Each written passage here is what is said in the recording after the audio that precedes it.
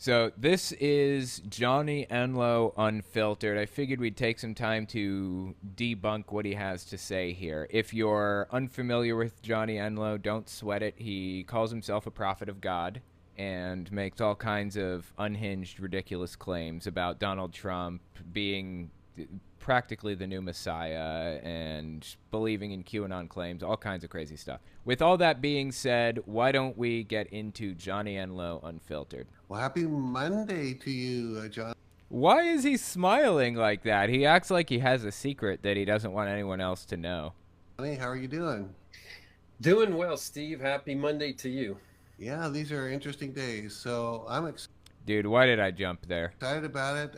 I know you've got something on your heart to speak on. I don't know what it is, so I'm going to be with the audience, very captive to see what you've got to share. So Yeah, he really is smiling like he has a secret. Apparently, he does have a secret. Bizarre. go for it. All right. Well, here's the leftover piece from our, we'll say our program last week. We were talking about Rich Strike winning the Kentucky Derby. This is actually something, a bit of information. What's great about having those on social media that can put things in the comment section. There was Louis. Right. So, if you guys remember, in a recent podcast, I talked about Johnny Enlow's claim that. Let me find the clip. Hang on. It's not a clip, it's a screenshot. Where is it? In a recent podcast episode, I talked about Johnny Enlow, like, making these prophecies about the Kentucky Derby and about other sports, right? And on Facebook, apparently, Kentucky Derby is horse racing, by the way, I believe. If you're unfamiliar, Kentucky Derby is horse racing, right? So Johnny Enlow, he gets on Facebook and he posts this about the Kentucky Derby. In one of the most shocking upsets in horse racing history, 80-1 odds, Rich Strike won the Kentucky Derby. No one saw it coming. Who wants to share some prophetic insights they have on it? Do your own research, because if I tell you key names and numbers, it might give some of it away. I will most likely share Monday on Elijah Streams. What a message. And I believe that this is that stream. I believe he's about to share with us his secrets that he divined from the prophecy that God revealed to him through horse racing. So let's hear what he has to say. To speak on it, I don't know what it is, so I'm going to be with the audience, very captive to see what you've got to share. So go for it. All right. Well, here's the leftover piece from our, we'll say our program last week. We were talking about Rich Strike winning the Kentucky Derby. This is actually something, a bit of information. What's great about having those on social media that can put things in the comment section. There was Louisa Strader, and then I looked at the news clip, and it was just interesting. Again, this in light of, if you haven't heard what the prophetic perspective based on that race was, you might want to see that. But so there was a man named, this is actual news, a man named Moses Wynn bet $50 on Rich Strike and won $4,000. And, there's a perspective of, we were talking about the R that's on the Rich Strike and the tying into the Red Sea and the moment of rescue and deliverance as well. And 80-1 odds, and 80 having to do with Moses. And so actually a man whose name is Moses Wynn. It is W-Y-N-N. Wow. And 50 is a number of Jubilee, of course. And then when he was asked what he was going to do, he says, yeah, I just went I found out, okay, what's the biggest long shot here? And the biggest long shot was Rich Strike. And so I said, well, let me put $50 on the biggest long shot. And they said, what are you going to do with your money? Pay off debts. And that's what happens to Jubilee. It's just like they're little, slivers of Yeah, gold. I mean, you just couldn't make that up. Jubilee, 50 means Jubilee. We are, some people say we're in that exact year or season. Yeah, so Johnny Enlow, if you don't know, has this weird obsession with sports. Like, people love sports, and that's fine. But normal people don't believe that God's sending them secret messages through sports. And I guess Johnny Enlow believes that God is sending him messages through the winner or Moses something or other. I don't understand. Season uh, of Jubilee, there is a thing that's out and about. Some people have heard about it called Nassar, also known as Jassar with a G, which has to do with an upcoming worldwide Jubilee to most nations. So there is a time of actual Jubilee that's upon us. I don't know if you've studied that Jassar and Nassar very much, Johnny. You looked into that?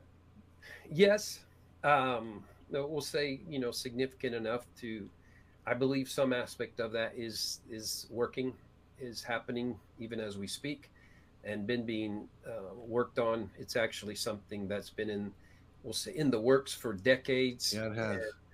It Like, does this guy really believe Johnny Enlow? He seems to. Somebody says, I have a conspiracy theory that Steve doesn't believe his guests at all, but they're super profitable. Oh, wow, you can't make that up. Yeah, that's true. No, I think he does, honestly. I really do. I think he believes them. Um, the dude hears contradictory stuff all the time, so it's hard to tell if he really does believe it or not, but I suspect he really does. Step one, I'm going to give prophecy next week. Step one, I'm going to give prophecy next week. Speculate. Step two, watch. Step three, prophesy according to speculation, right? it's definitely it very much connects with the word I was giving on Rich Strike, that there has to be some economic overhaul and a new system brought in to, that substitutes that is part of the elimination of the central bank Rothschild several hundred-year. Oh, yeah. I don't know if you guys were aware, but he's like pretty invested in anti Semitic conspiracies. You heard some of it there, Rothschilds and all that other stuff. Old Mm. process of enslaving people in the nations, and so that's either directly that or some aspect or some version of that. I do believe is in the works, and yeah, Yeah, very I didn't really interesting. have my notes in Yeah, I front of didn't me. have you. I didn't prepare you to talk on that, but I just want. I thought, well, I'll ask him that. But yeah, people, some have filtered to over the course of months. Some people had their mortgages forgiven, and some people had their credit cards forgiven, and so we think some of that will be coming down the pike. But Oh, yeah, that's interesting what they're saying here. Some people have had mortgages forgiven and stuff. Check this out. There's a person that calls herself the Queen of Canada. I forget her real name, but anyways, she's a QAnoner, well-known QAnoner, and she has about 80,000 followers, and she's been doing tours around Canada for a while now. And she's been telling people to stop paying their electric bills, stop paying their water bill, stop paying all of their mortgages, their credit cards, everything, because she is the Queen of Canada and has decreed that paying bills is no longer necessary for the believers in QAnon or whatever else, right? And so they stop paying their bills, naturally. They get their utilities cut off. That's what happens. They get their mortgages, or they get their homes taken. They get their credit cards shut off and all that stuff. That's what happens when you don't pay bills. And she basically gave the QAnon members that follow her, yeah, QAnon in Canada, I know, it blows my mind too. She gave the QAnon followers in Canada a stock letter that they can send into their utilities or their bank or whatever that basically says that the Queen of Canada has decreed that they don't have to pay this and demands that they turn it back on for the person. Decree number 33 or whatever else. No joke. This is really happening in Canada right now. And I have to imagine, is that what they're talking about? Like, there is a QAnon conspiracy outside of the supposed Queen of Canada that QAnon members eventually aren't going to have to pay mortgages. Like, they're just going to be paid off automatically by, like, the people in government who are looking to protect them or whatever else. Is that what Steve and Johnny are talking about here? We listen to those last 30 seconds again.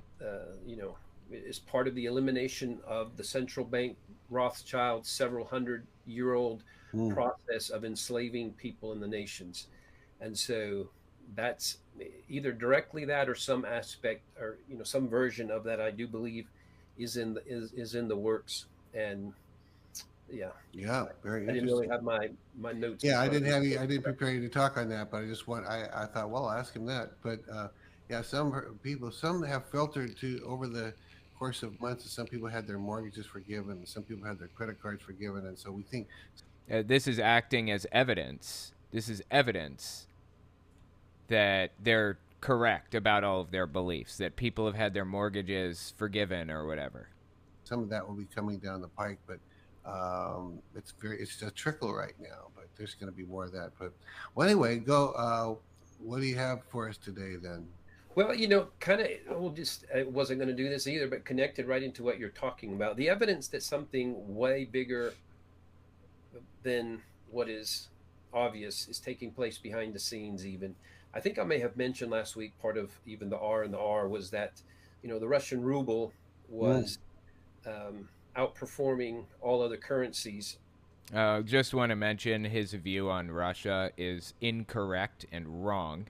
He believes that Russia is like the savior of the world or whatever else, and that they're doing the right thing in Ukraine. It's unhinged stuff, and it's terribly sad that he bought into all that. That based on a Reuters report. So, not for those who are okay, yeah, who what kind of patriot group is releasing that kind of information? It's not.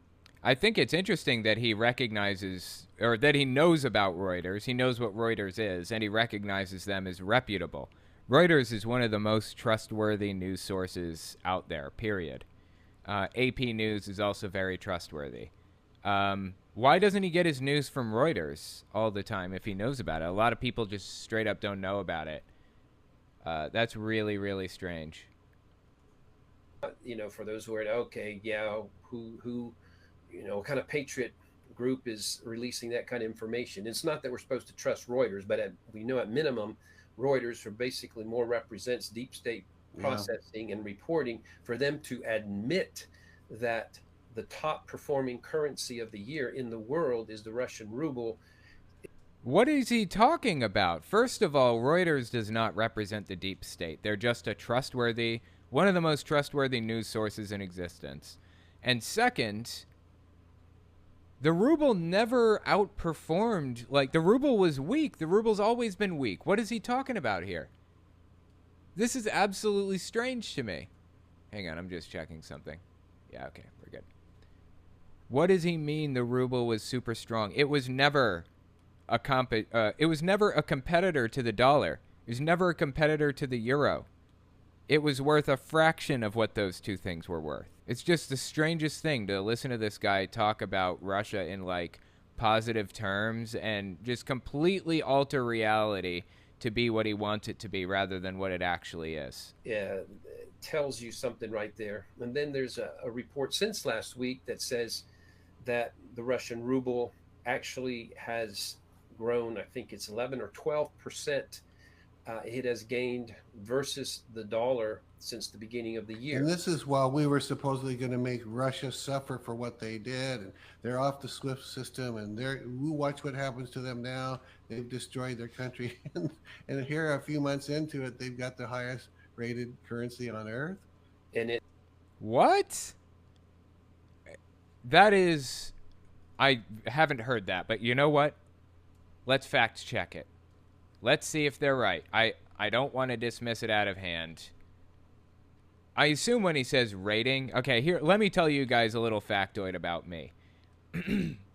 I worked in the software industry for 6 years before getting into YouTube, right? I worked in software for 6 years. One of the companies I worked for, or was preparing to work for, was a company called Fitch. I was preparing to contract with them. I didn't actually get around to contracting with them. But Fitch is the company that does credit ratings. Okay, so you guys remember, like, during the housing crisis or the, what do you call it? The recession in 2008. Part of the thing that caused that was housing loans were being rated as AAA ratings, which means the person is guaranteed to pay the loan back. Very, very high chance of it. Where in reality, they were really low rated loans. They were only like double C or something like that. So they're selling these packages of home loans to banks. The banks were selling these packages of mortgages to bigger banks. And these banks were rating them like AA, AAA loans or whatever, like really, really likely to pay them back.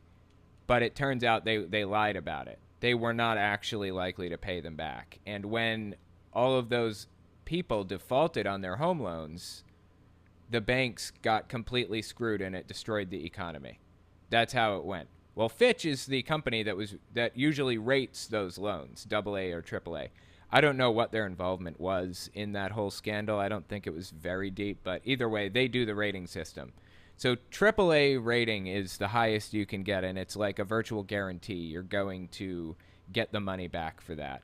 And they rate governments for how likely they are to pay loans back, too. I think Russia was originally rated as AA, and then they dropped down to like B, a 6-point drop or something, and then a C. I mean, their reliability in paying back loans has just dropped through the floor. So I assume what he's talking about here, Johnny Enlow, I get the impression he's saying that Russia was really likely to pay back loans. Their rating dropped through the floor.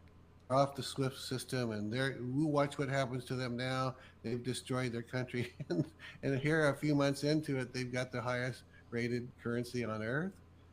I assume what he's saying is the highest rated currency. I'm guessing what they mean is it's got like a really high credit rating, like it's very likely to pay loans back. Is that what they're saying? Let's just find out what is Russia's. Okay, it was dropped from, I think it was AA before they went to war, and it was dropped to double C from triple C minus. Now, I don't know the rating system perfectly, but I believe triple C minus is actually higher than double C. So it's like AAA, AA, A, and then triple B, double B, B. And it looks like as of March 17th, according to Reuters, the S&P lowered Russia's rating to double C from triple C minus. That's what it looks like. So honestly not sure what he's talking about. Fitch downgrades Russia to C as of March 8th. Yeah, I'm really not sure what they're talking about. The ruble is like the strongest currency or whatever. Ruble to dollar. The ruble is at 65 rubles per dollar right now. It has gone up from where it was.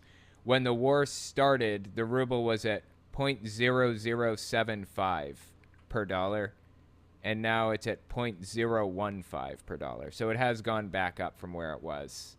But it is not, Russia's economy is not completely repaired, and the strength of the ruble does not mean that Russia is out of the woods. Their economy is still very much in danger. So it looks like what they were talking about is the ruble's value has gone back up a little bit. It's not completely repaired. That's what it looks like they're talking about. And it tells you that something else is going on, and there's some lead domino aspect of what Russia is doing and becoming, having to do with, whether we call it the Nasara Jasara component or the RV.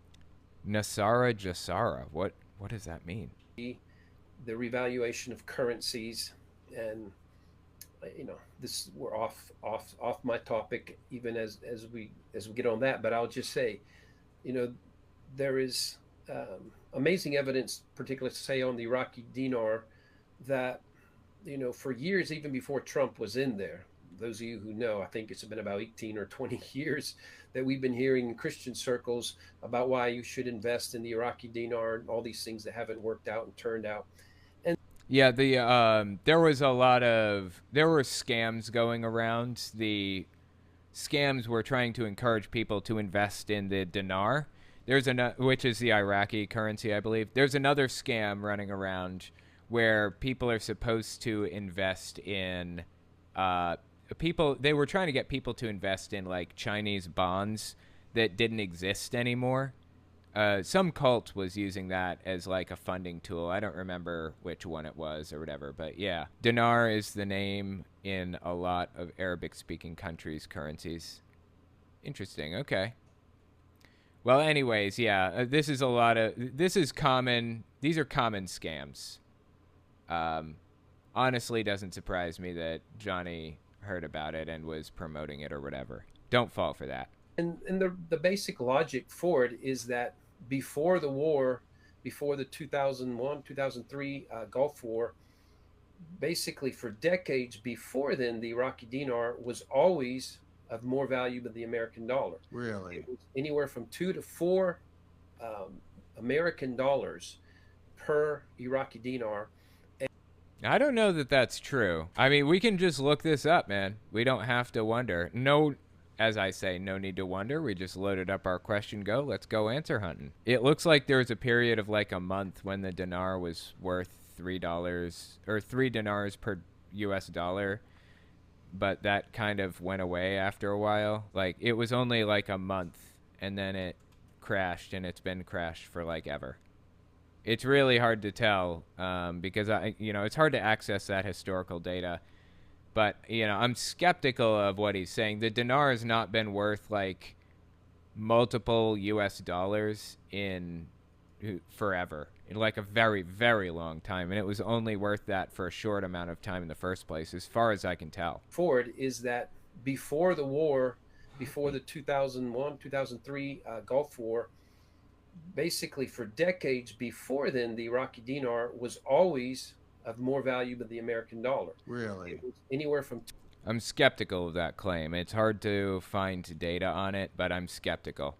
2 to 4 American dollars per Iraqi dinar, and based on all the sanctions against it, sort of the world went after Iraqi like the world went after Russia. It reduced. No, not in any way.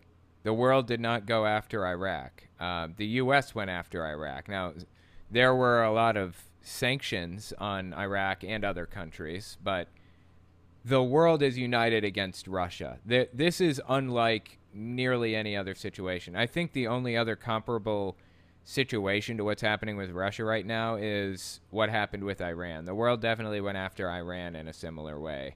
But I think Russia is the most sanctioned country or something like that on earth, or damn near it. The value of the Iraqi dinar to 10 cents on the dollar. 10 cents on the dollar rather than $2 or $3 US dollars per Iraqi dinar. So there has to be, just for justice, just to be justice, it shows that this nation has been held down, that its value, the valuing of their currency has been forcibly manipulated to be. Oh, so he's saying that the dinar would be worth more than the US dollar if it weren't for the U.S. coming in and forcing them to be worthless.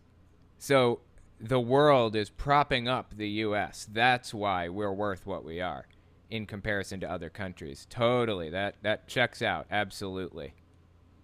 Be way below, many times below what it should be, because of, we'll say, deep state goals.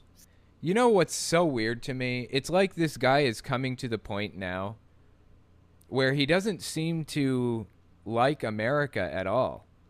It's like the dude is disgusted with and hates America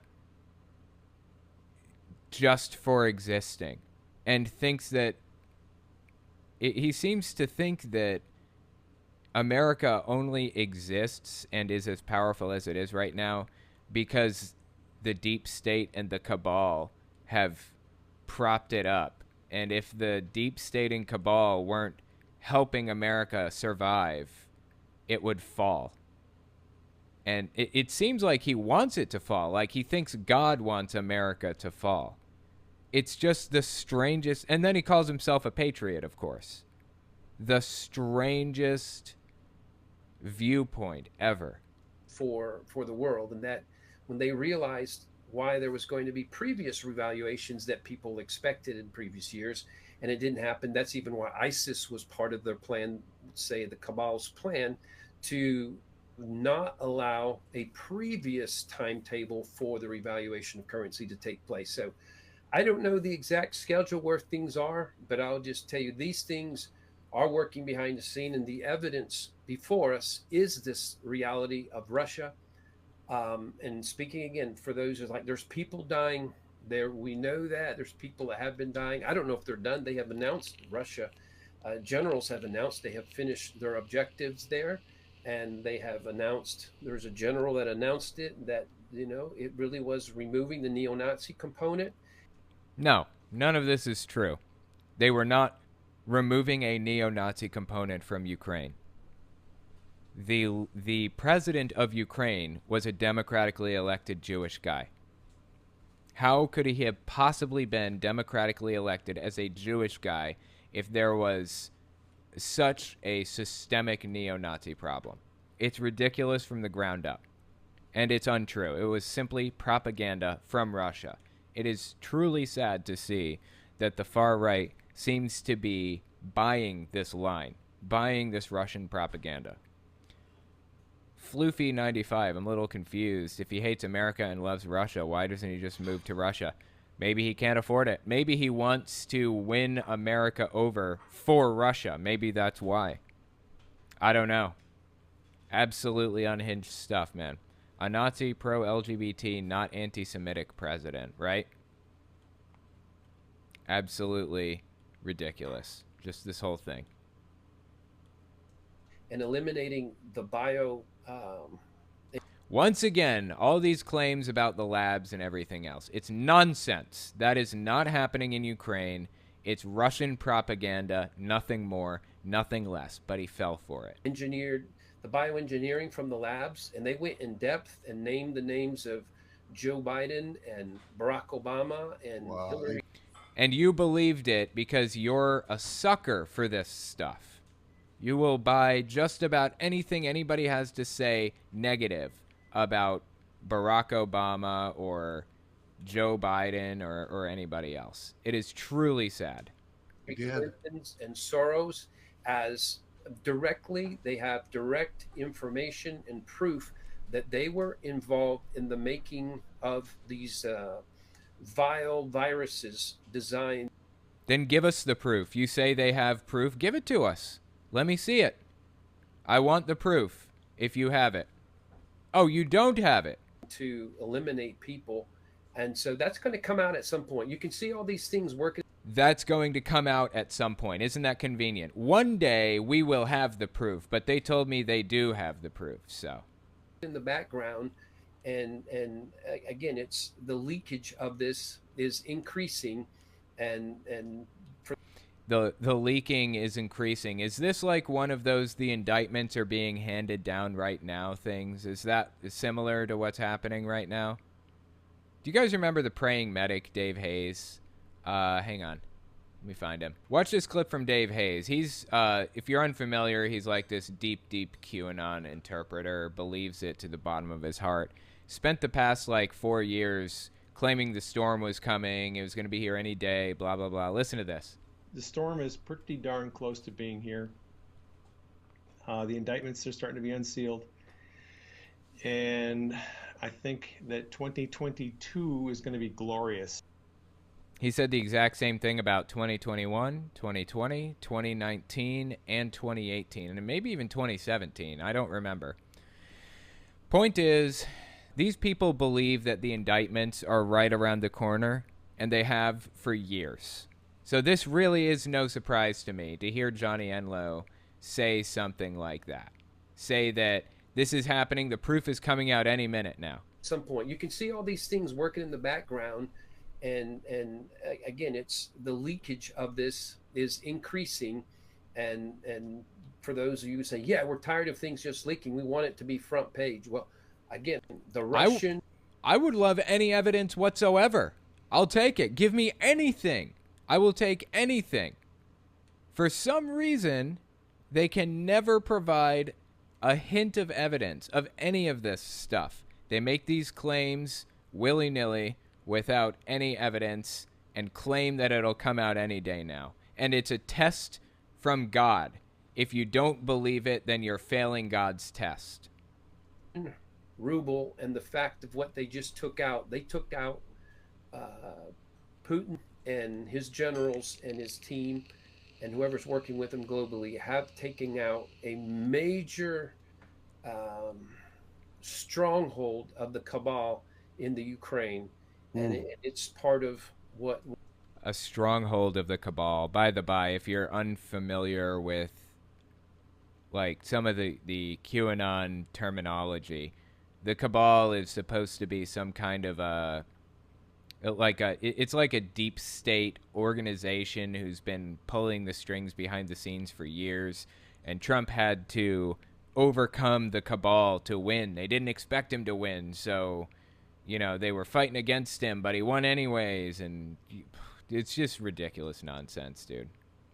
Yeah, the cabal is everyone Trump hates, as Lord Falcones says. What is working? There's been an enslaving of the world's nations. There's been a suppressing. There's probably at least 50 nations whose currencies is undervalued, and it is artificially undervalued. See, the value of a currency is supposed to be connected with the value of assets in a nation, and not just in Iraq's case. There is the gold, but there are all kinds of other things. And just the fact, I said the gold, the oil, just the fact that the oil is kind of considered the old gold, and there's a new gold now there as well. But the fact that for decades that its currency was valued at 2, 3, and even 4 times the US dollar tells you that there was value there, real value.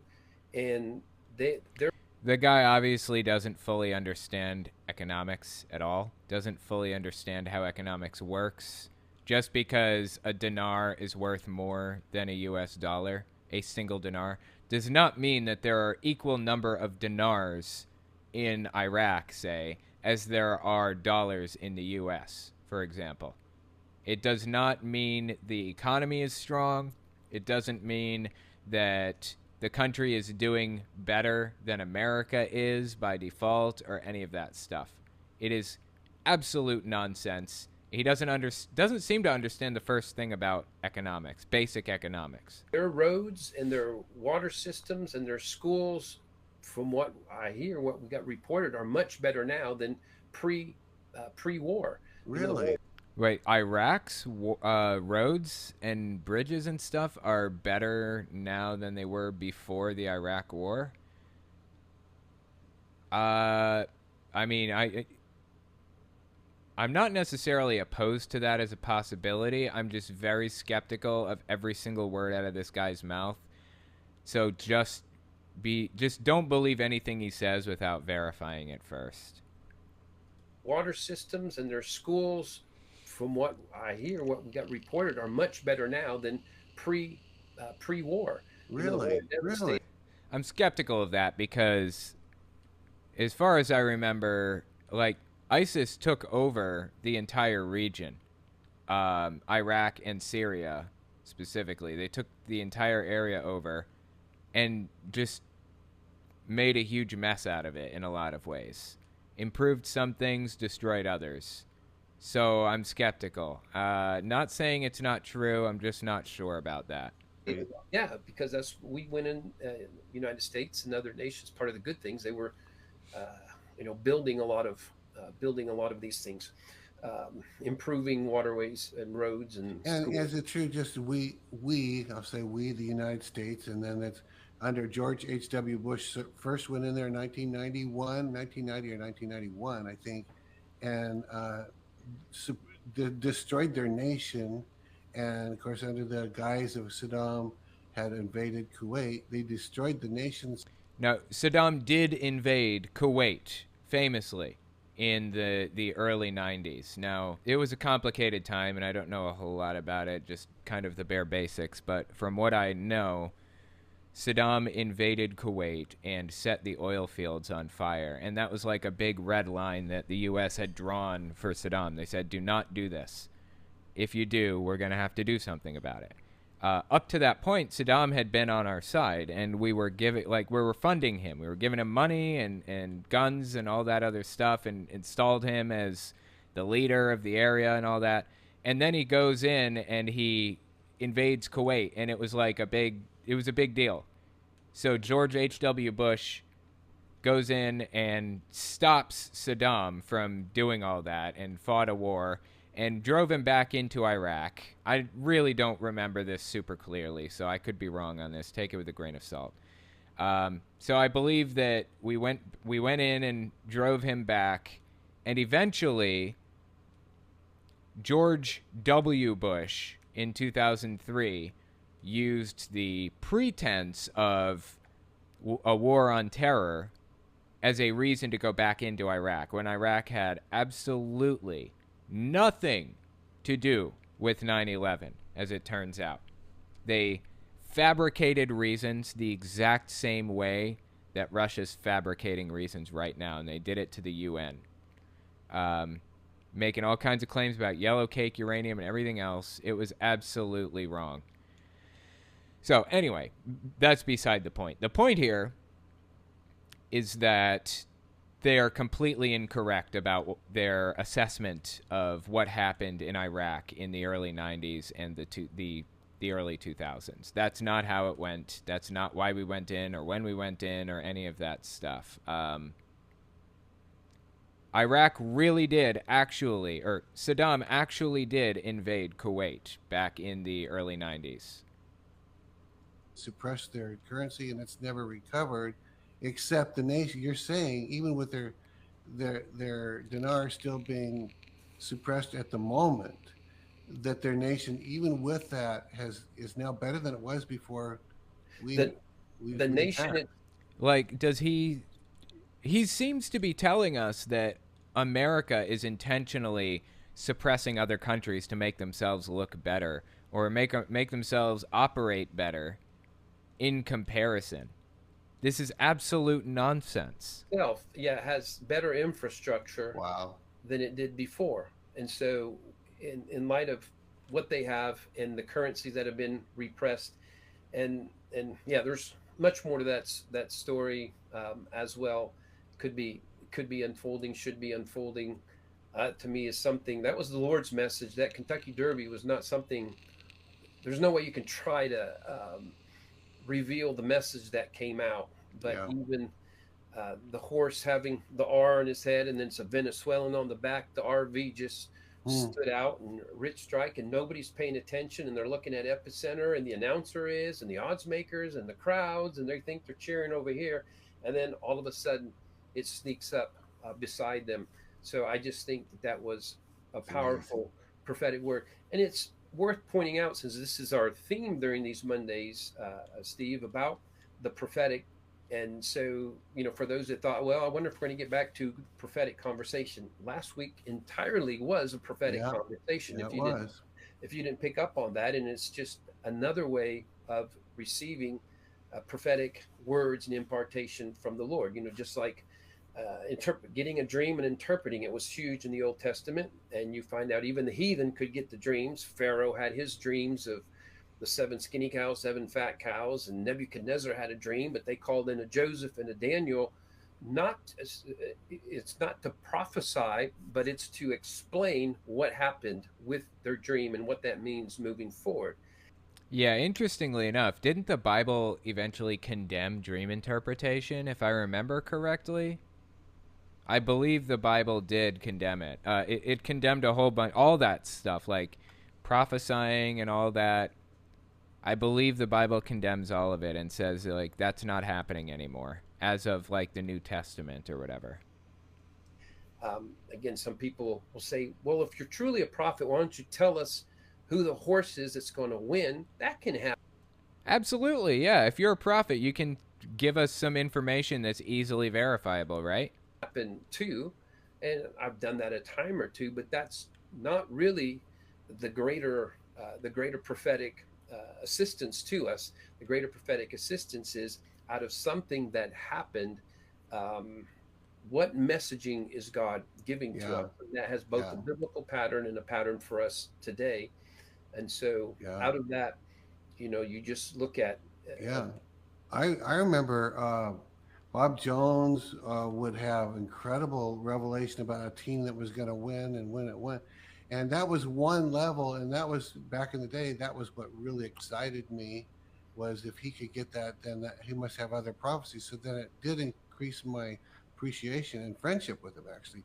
But you're saying this new level or improved level is, let me tell you what that means. And he did that too. Bob did that too. But well, and there's a real, I don't know if we call it practical reason why the Lord yeah, doesn't want to do a whole lot of the telling the score and yeah, telling everything. He seems to want to tell an awful lot, except for anything that's actually useful. Isn't that interesting? Why? Yeah. Why doesn't God just tell us the score? Why doesn't God just tell us the winner? Can place bets on it and win a ton of money. Ahead of time, especially now we have these capabilities of the internet and huge audiences and whatnot that we'll say when Bob Jones would, when he's sharing about this is the game and this is how it's going to go, it kind of was covert and hidden until after the fact. yeah, Um, he doesn't want us using our prophetic gift in order to assist gamblers and right, odds makers and things like that. right. So somebody who gains Prophetic gift. So he's got a prophetic gift to tell who's going to win a horse race, but God doesn't want them using the prophetic gift to assist gamblers. Absolutely crazy. Well, what would the use be in telling you anything anyways through horse races? I really don't see what the point is. Yeah, now the excuses. traction is getting it right all the time. There's big dangers either way because Mm. you have the gamblers that then align under that and say, well, this guy's always right. And then there's, you get wrong once, and then you have, bomb threats and things like that as well. So there is Bomb threats. I feel like I'm missing context that I would need to understand what he's even talking about here. I don't know. think from God's standpoint, a safety practice. Yeah, yeah, yeah. Well, and that's the thing is it's more like nowadays. Whenever the winner is known, it will say that, and he'll either tell it ahead of time. It seems like the one that I'm thinking of, Bob said what it will mean, and I think he even said it ahead of time, but I don't remember. But had an extraordinary gift. And he would say things like the next time there was one, the next time the Kansas City Chiefs will win the Super Bowl, it will mean this. And then there is a World Series game, and it's better if it happens that way as Yeah. well, where it doesn't. Dude, honestly, God is not prophesying to you that these teams are going to win or what it's going to mean if they do or any of that. This is simply complete nonsense. Nothing more, nothing less. Specifically say the game, the score, and whatever. That's Again, good. because God's not trying to bring assistance to whole gambling Yeah. processing of how we do things. Well, and a couple things else to talk about, Steve, and I want people to understand this as well, is that that's why I've said before, I'm called prophet and prophetic perspective and have been for many, many years, but I also say a primary call that I have is to bring an apostolic perspective. And what I'm doing on the side just every week constantly is interacting with leaders from nations and things like that. And there is partially at times they do want to know a prophetic perspective, something they can't see, but then is based on what is now known, what is being revealed, what does that mean to you? And that's what I call an apostolic perspective, is where it's based on, we'll say, real happenings. It's hard to say real news. There's so much fake news, but we'll say things. Oh my god, dude. This guy... Trump didn't invent the term fake news, but he popularized it. Hitler also popularized that term, Lügenpresse. I don't know if you guys have heard that before, but yeah, that's definitely a Hitler thing. So it doesn't surprise me to know that Trump popularized fake news also. The point is, this guy just bought right into it. He bought right into Trump's characterization of anybody that he hates. Why use your divine power on games in the first place instead of, hey, this bridge is going to fall in a month and kill people? Absolutely. Why do that? Why reveal information through sports? It is one of the most ridiculous ideas I've heard in a while.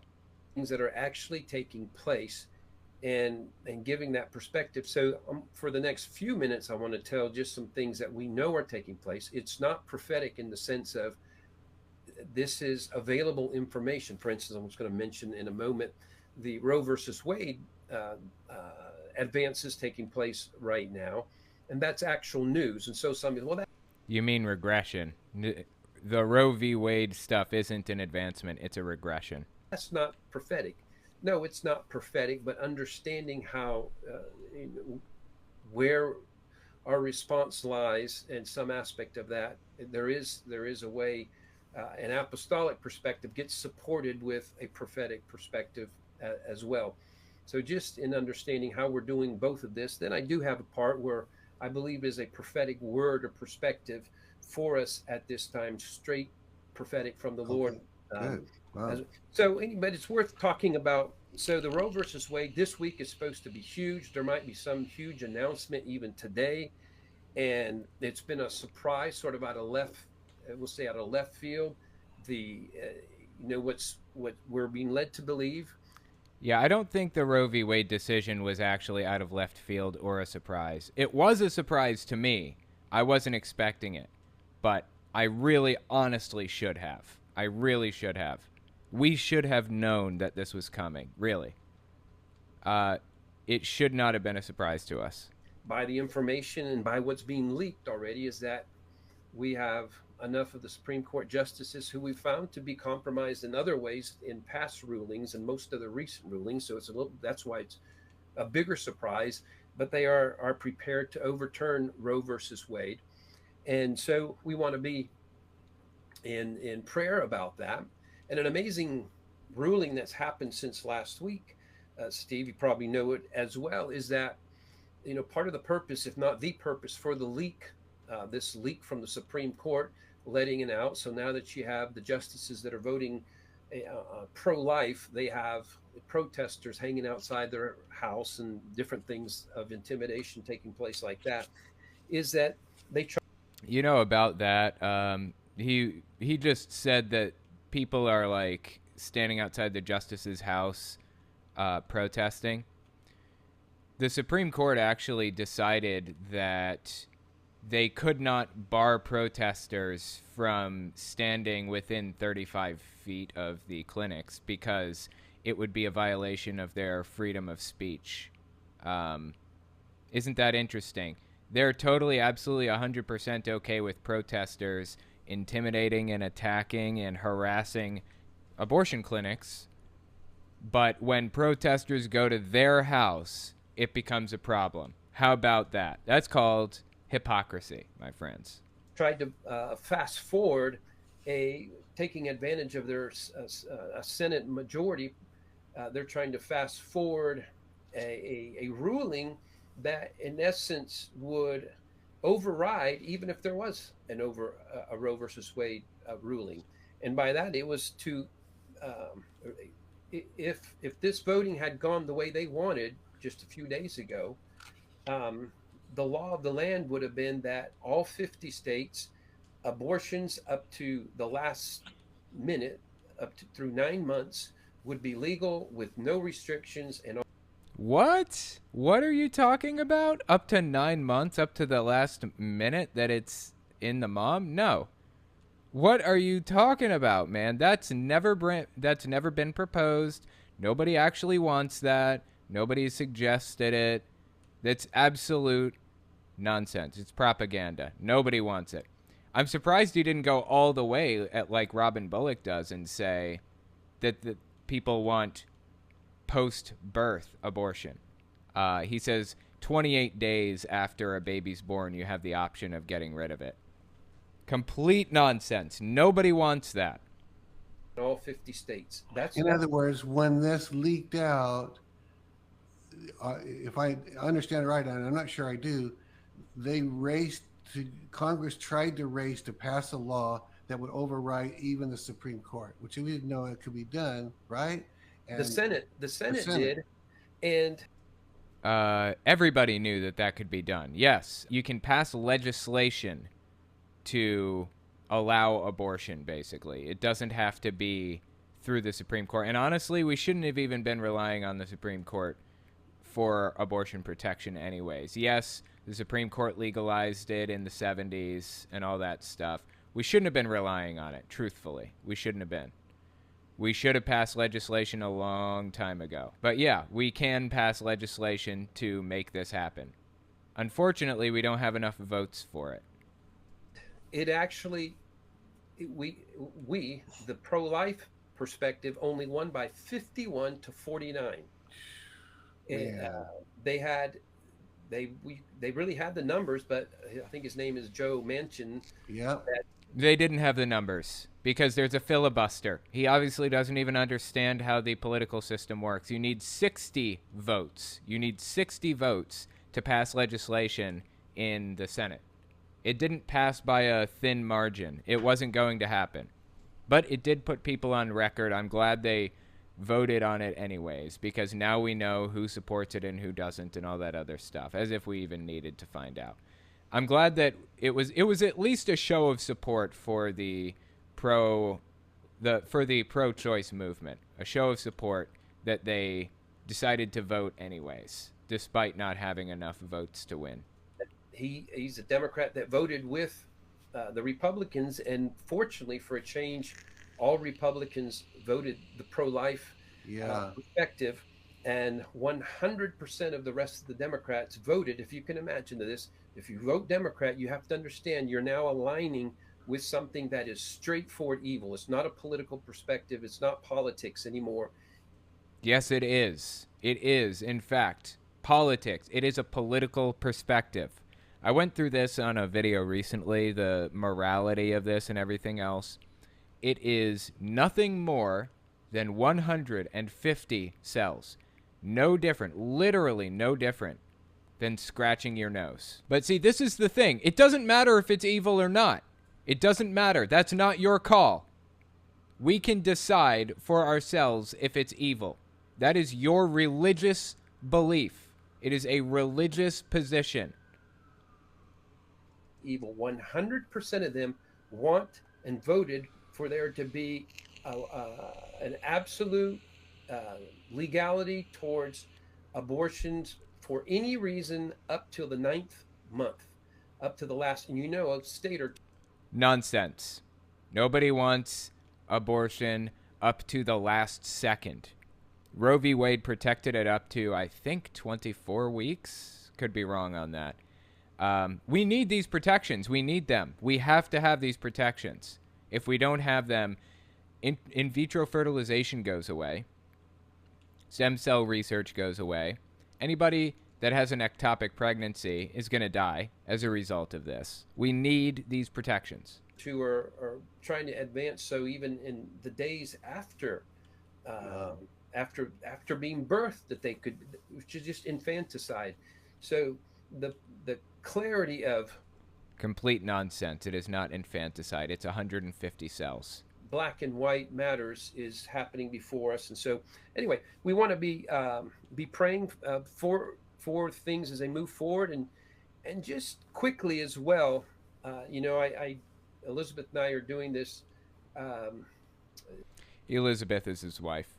We're doing a program together in a new studio called Up for Discussion. We went into this in more details, but we want to understand that Roe versus Wade, it's not over if there is a ruling.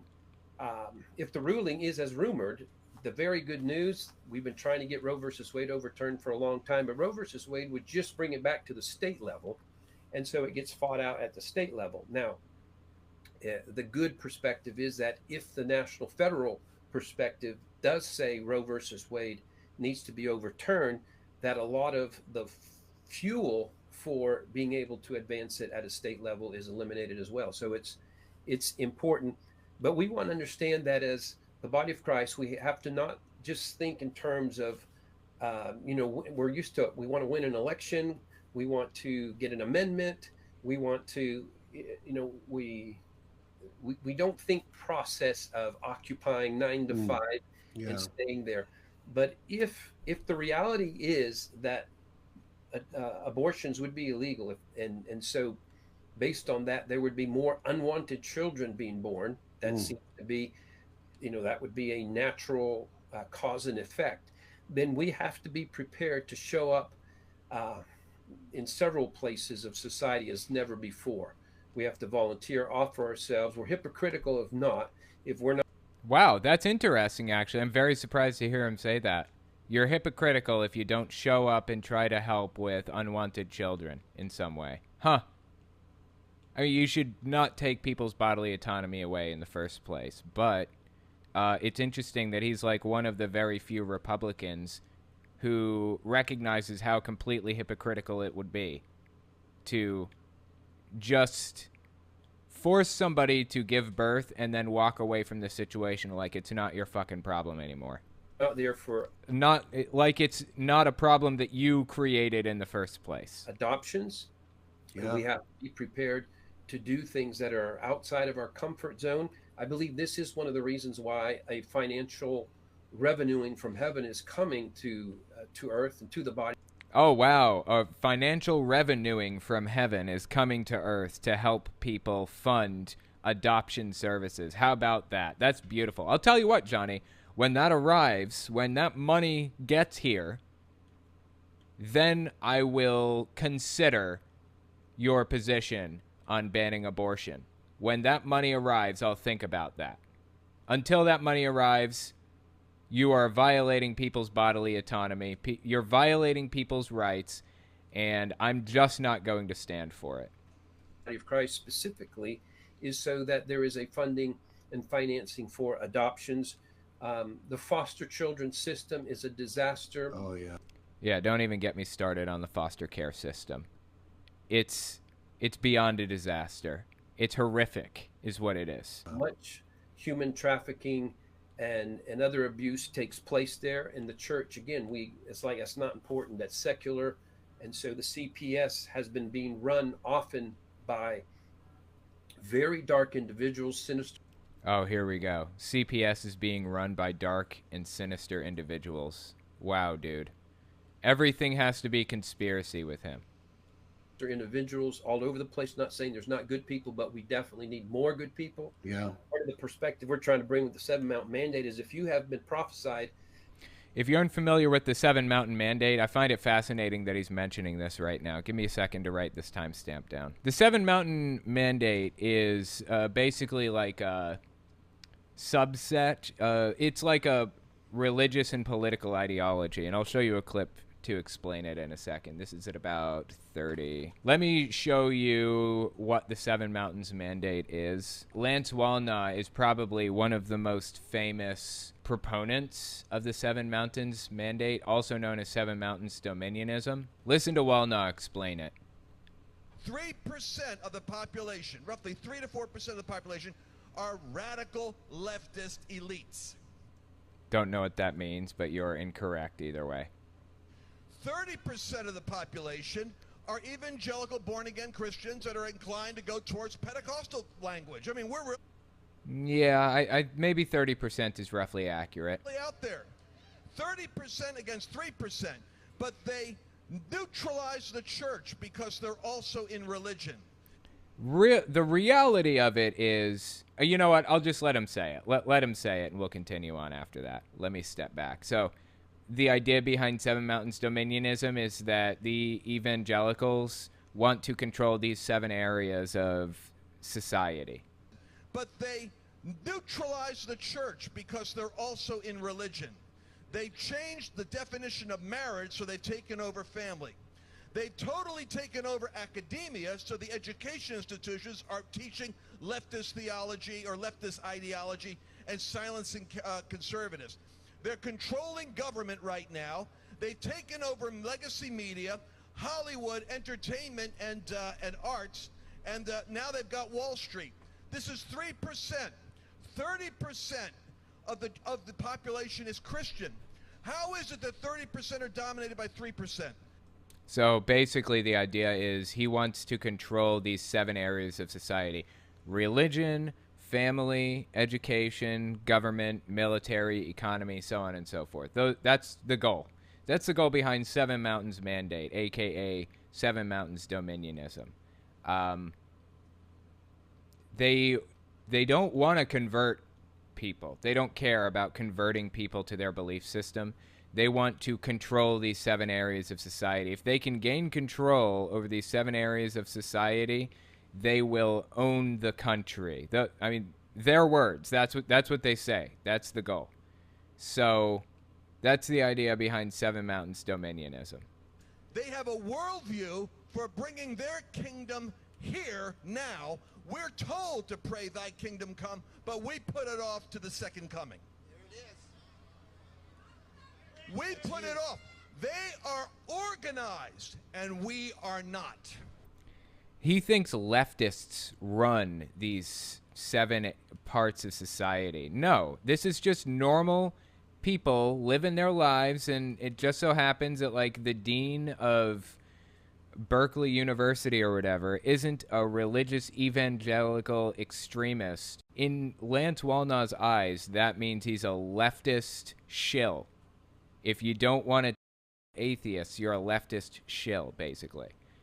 So that's where their heads are at, and that's what Seven Mountains Dominionism is. So God says, I'm going to send you a revival. And we're praying for revival. And as we pray for revival, we think, well, watch what happens. That 30 will become 50%.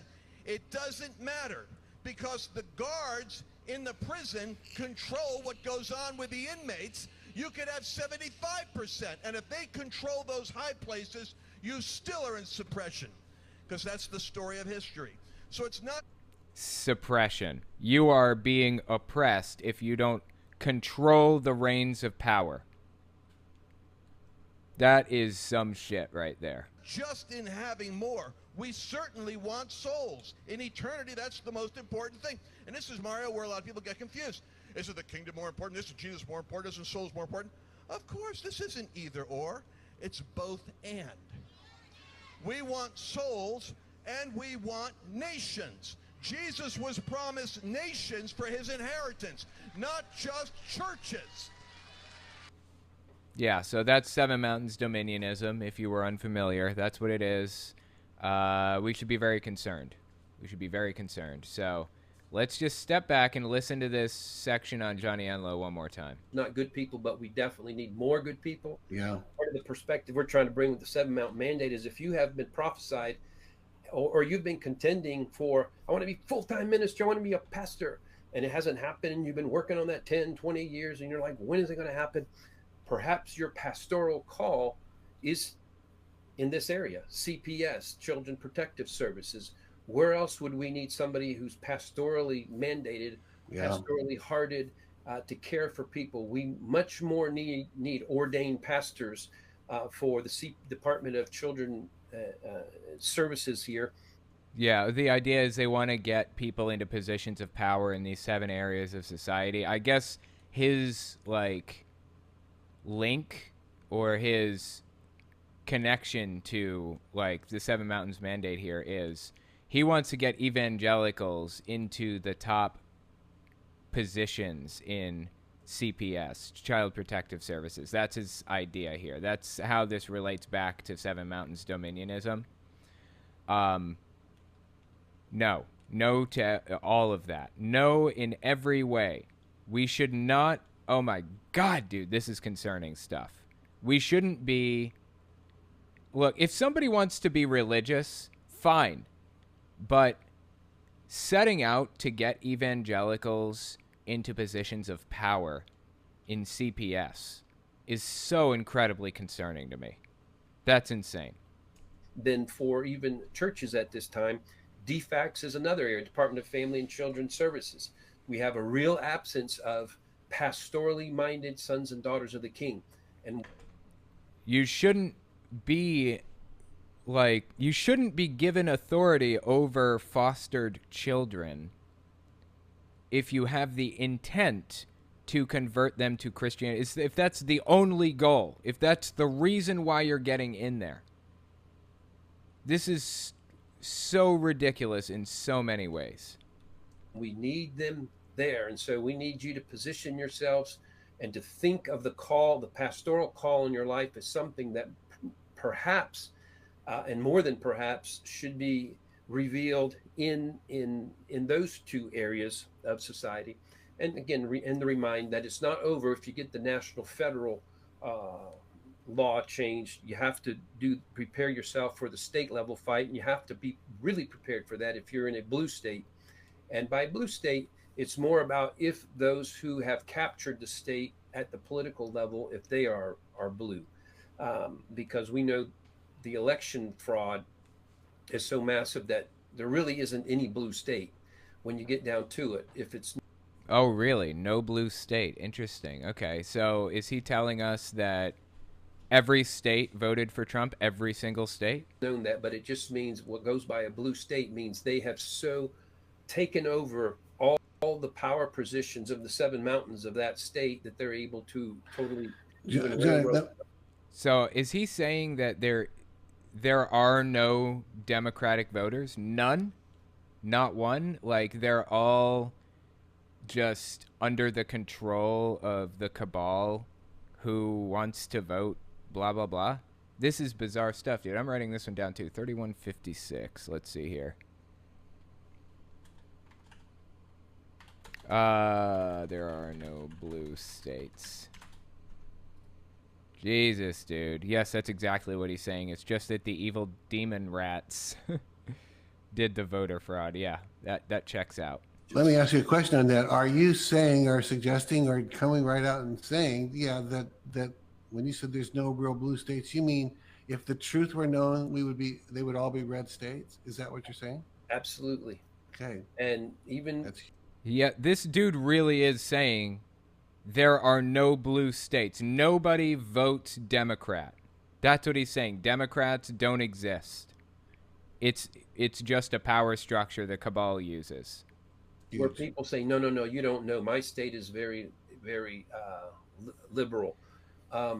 It's just, this will come out, so it doesn't have to remain a point of argument. But it will be. It's not that there's not a lot in some of the quote liberal states, that there aren't a lot of end quote liberals, but they if the full proof when it finally comes out, it will show. The full proof when it finally comes out. My God. Every single one of the states went red. There's a possible exception of one state, and that wasn't California, is New York, depending on how you look at certain aspect of the voting. But he must have never, ever gone to any of these states and just talked to any random person on the street. Do you know how many people in California can't fucking stand Donald Trump? They hate the dude.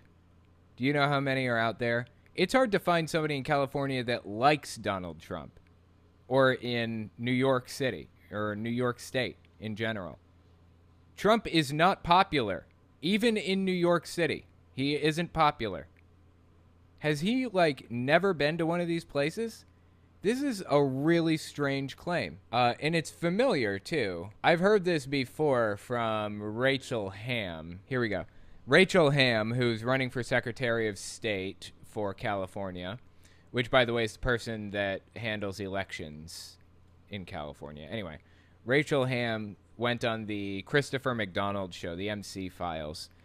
Listen to what she had to say. This came out late March 2022, so not that long ago. I had talked about having the dream about the red wave and how every single state was turning. It was kind of like, what is that show? Wheel of Fortune, where they tap the thing that turns blood. It was like that. It was like a map, and it was like ding, ding, ding, ding, ding, ding, like all the states turning until the whole map was red.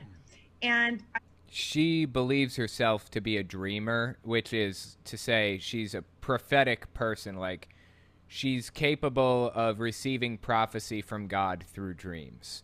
And she believes that this dream that she had was a prophecy from God. God was telling her this secret information about the election. Actually, it was every single state. And that's all she needed. She just needed to believe that this was a prophecy from God, this dream. And now she suddenly believes that every single state was red. Every single state. I knew that that was the truth, that every single state was red, specifically with the 2020 election. I believe think that every single state went red, and I know people are gonna mock me. I don't care. I feel fairly certain that that is what happened. I'm with you. And that it's only fraud that made it look otherwise. Yeah, so anyway, the point is they don't just want to believe that Trump won the election, or that, you know, Arizona and Nevada and whatever else went with Trump. They want to believe literally every state, including California, voted for Donald Trump. That is a level of delusion I can't even touch, honestly. It's an overwhelming proof. I just know about it. We haven't seen it yet. I feel like the Lord, based on even what the prophetic words He gave me a couple of years ago before the election, it ties in with that, and so that's a reality. Then we have to realize that the overall assignment is not just to win rulings and votes and things like that, but we have to win the hearts and minds of people. Yeah. And that assignment, as it relates to Roe versus Wade, is, if what he's saying really is true, which is to say every state went with Trump. If that really is true, they don't have to win the hearts and minds and people. They've won them, right? Why does he say he needs to win the hearts and minds of people? It's pointless. Gave me a couple of years ago before the election. It ties in with that, and so that's a reality. Then we have to realize that the overall assignment is not just to win rulings and votes and things like that, but we have to win the hearts and minds of people. And that assignment, as it relates to Roe versus Wade, is getting the stories out.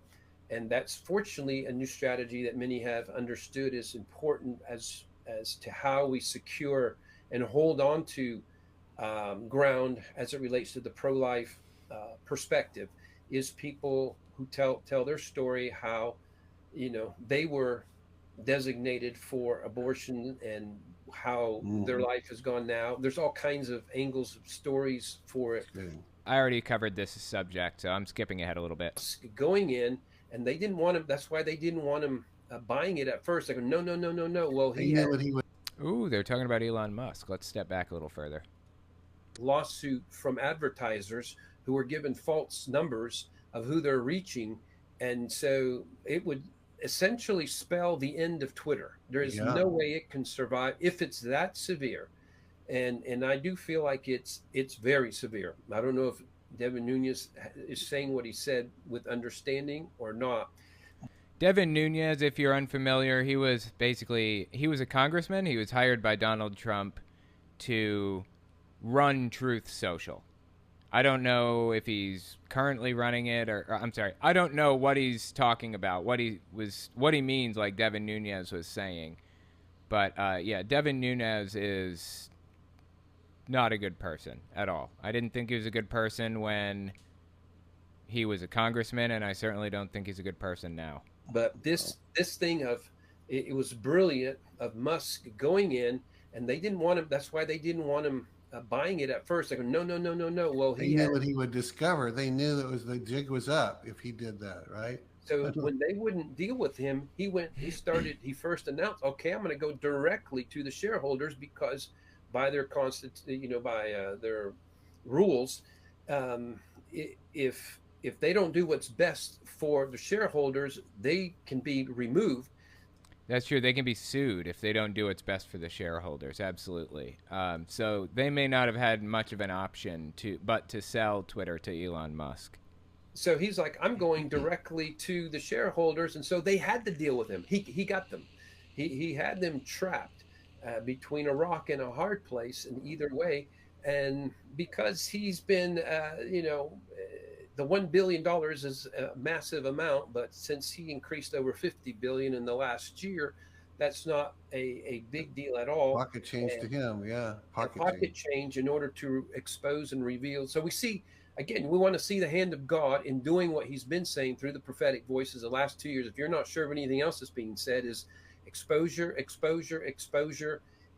Where's the exposure? Show it to me. Show me the evidence. Let me see all of the fake votes. Let me see all the dead people who voted. Let me see all of those indictments. Let me see these people in jail or being charged or whatever. Show it. If it's true, you shouldn't have a problem showing it to me, right? There was a state of New Mexico audit. Well, here's the announcement that came out. I'm not bringing their names, but I think anybody can find it as well. So there's that was one of the there's 2 states that have 2 of their officials, 2 state officials are charged, and I don't think one of them was New Mexico, actually. There's 2 different stories I was mixing. 2 state officials are charged with multiple felonies for their part in the election fraud. Now, if anybody's watching this, any election official from any one of the 50 states that you think you're going to get away with what you allow to go, it's not going to happen. This is okay. You know what? Let's look it up. Let's find out. New Mexico officials charged with election fraud. Okay, it looks like there is an article in the Washington Post. It was published February 8th, 2022. The bizarre voter fraud hunt in a New Mexico county that Trump won by 25 points. The federal government knows Coy Griffin as the defendant in case 121 CR 00092 TNM, one of the hundreds of individuals facing criminal charges for actions at the Capitol on January 6th. Fervent supporters of former President Trump probably know him as the founder of Cowboys for Trump. I didn't know that. An advocacy organization that requires no further description.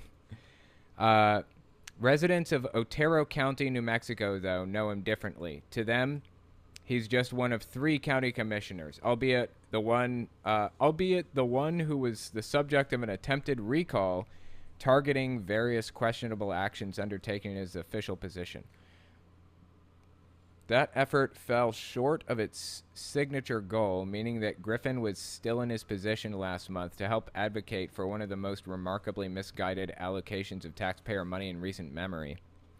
Otero County is Trump country, in case that wasn't obvious. In 2020, it preferred Trump to Joe Biden by more than 25 points. That level of support means 2 things. First, there's very little likelihood that a significant number of votes were illegally cast for Biden in the presidential contest. And second, that there are a lot of people in the county who are probably worried about rampant voter fraud occurring. Griffin apparently is among them. According to Justice Department, Griffin spoke with reporters while standing on a terrace at the Capitol on January 6th, saying at one point, "The people are showing that they've had enough. People are ready for fair and legal elections, or this is what you're going to get. You're going to get more of it." Talking about January 6th. So when the opportunity arose last month for the Otero County Commission to approve a bit less than $50,000 to fund a Maricopa County, Arizona-style audit of the 2020 vote, Griffin was on board. Okay, I understand now. So Trump won this county by 25%. So basically, it sounds like Trump got 75% in this county, and Biden got, or no. What would it be? Trump won it by what? Probably 62%, and Biden got 38% or 37%, somewhere in there. This sounds like that. And one of the county commissioners was a Trump supporter and a Trump voter, and he decided to run a vote audit because he thought that there was fraud when Trump won the county by 25 points. Give me a break. When are you guys going to give up on this? So that's what Johnny Enlow's talking about, as far as I can tell. That was one of the there's 2 states that have 2 of their officials, 2 state officials are charged, and I don't think one of them was New Mexico, actually. There's 2 different stories I was mixing. 2 state officials are charged with multiple felonies for their part in the election fraud. Now, so I read about the New Mexico story. I don't know about this 2 officials charged with fraud thing. I didn't see a word about that. Let me just try to find that real quick. 2 officials charged with election fraud. Let's see here. It looks like Madison, Wisconsin, according to AP News. Fraud charges brought in second Wisconsin 2020 election case. This is July 19th, 2021. So this is from last year, a year ago now. Wisconsin man who cast 2 absentee ballots in the 2020 election has been charged with 4 felonies, making him the second person in the battleground state to face charges stemming from the election. Okay, well, I hate to tell you this, but there was a vote difference of like 6 million or something. I don't even know exactly how many. I don't think 2 absentee ballots cast is going to sway the election. If anybody's watching this, any election official from any one of the 50 states that you think you're going to get away with what you allowed to go, it's not going to happen. Yeah, I didn't see anything about an election official committing fraud. I saw nothing about that. This is just the beginning trickle of a tsunami that's going to hit the state election officials that allowed for the theft, the fraud to take place. Yeah, it's interesting he says it's the beginning tsunami because we are now, what is this, a year and a half, coming up on 2 years past the election at this point. Is that right? November 2020 to May 2022. Yeah, we're almost 2 years past it. So when is this tsunami going to happen? At a certain point, you have to admit it should have happened already if it was going to, right? 2,000 Mules that we talked about briefly last week, and that documentary, that is by no means exhaustive. That is that's the tip of the iceberg. It's just a little bit. In that little bit is enough proof to invalidate the entire election as far as it going in Biden. No, it isn't. There is not systemic fraud on the level that would be required to flip the election. It is not enough to invalidate anything. Every single election in history, U.S. or not, has had some guy who loved his man so much that he was willing to vote twice. Those people have been caught and prosecuted for that, and it's almost always a Republican who did it in the United States.